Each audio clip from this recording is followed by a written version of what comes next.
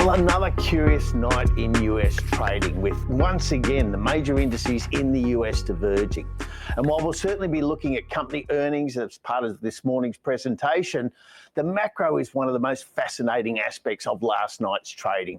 We saw the Dow Jones Industrial Average, the leading stocks, the 30 biggest stocks in the US, under pressure, and the Dow Jones Industrial Average fell by around 0.5%. But the S&P 500, that broader measure, the bigger group of 500 stocks, held ground. They roughly managed to stay flat for the session, whereas the Nasdaq once again recorded a gain. Now that's particularly curious given the macro news flow. Overnight, we heard that President Trump was introducing tariffs on a number of products as well as countries, and in particular on semiconductor chips, a tariff of 100%. So generally speaking, I would have expected tech stocks to come under pressure, but instead we've seen exactly the reverse, with the Nasdaq heading higher and the Dow under pressure. So it's sometimes a little hard to gauge what market action or what market reactions might be to news when we are trading at such a lofty height. Valuations are extremely stretched. In fact, in some cases, valuation has departed from all known measures when it comes to individual share prices.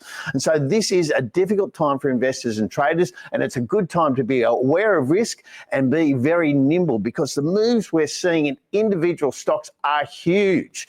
And investors really need to be paying attention through this reporting season here in Australia, but also particularly in the US, where we're seeing massive reactions.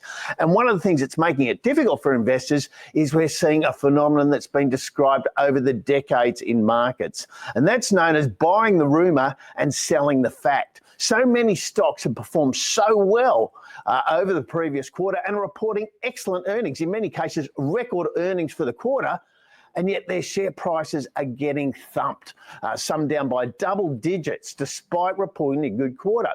How does this happen? Investors anticipate ahead of the result that it will be a good result, and they buy into the stock ahead of that result. When the news comes out and confirms how good it is, there's no one left to buy the stock. And absence of buyers, stock prices tend to fall. And that's what we've seen again and again and again, and a couple more last night. So let's get into the action. Last night, we saw a huge downswing in Eli Lilly. Now, the obesity drug clinical data that they released alongside their earnings report was concerning, and there were reasons for investors to be perhaps cautious, but a 14% drop in its share price was very dramatic. It was even worse for a stock called Fortinet. We saw it down 22%. This internet security business didn't have that bad a quarter. It was just cautious about the outlook. And the halo effect of that was evident too with CrowdStrike, which did not report a thing last night, down 5%, dragged down by Fortinet's plummet.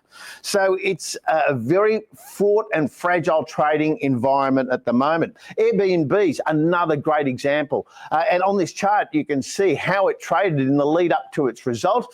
It's delivered a very good result. It was a little cautious about the outlook, and analysts have extrapolated that into a downturn in domestic travel in the US, and the Airbnb share price has plummeted in response. Atlassian, a similar situation, down 8%. So this is a time for investors to be very aware of what's going on with their stocks. It's important to understand when their earnings are going to be released, because the markets are reacting very, very strongly in some cases to the earnings releases. So it's important for investors to keep an eye on the earnings calendar in the Moonmore platform or app to understand what might be driving the short-term action, at least in stocks you own. Interesting to note, in the Asia-Pacific region, the Hang Seng was resilient yesterday, up almost 1%. We do have some key stocks reporting in Hong Kong as well next week, Tencent among them.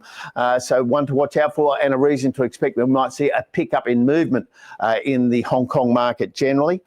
Today, we're looking at a lower open for the Australian stocks. Futures overnight overnight actually fell along with the Dow. The Australian futures were down 25 at the close of overnight trading. So that initial pressure is playing out this morning.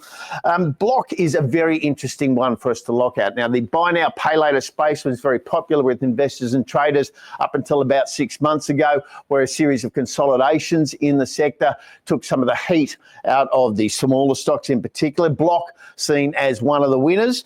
And of course, Block, the US group, trades very much on the US exchanges. The local listing of those shares that were created as part of the merger that formed Block trade here in Australia, but the movement in those stocks, the Australian listing is much lower. And it's interesting to look at the two charts of Block US versus Block Australia.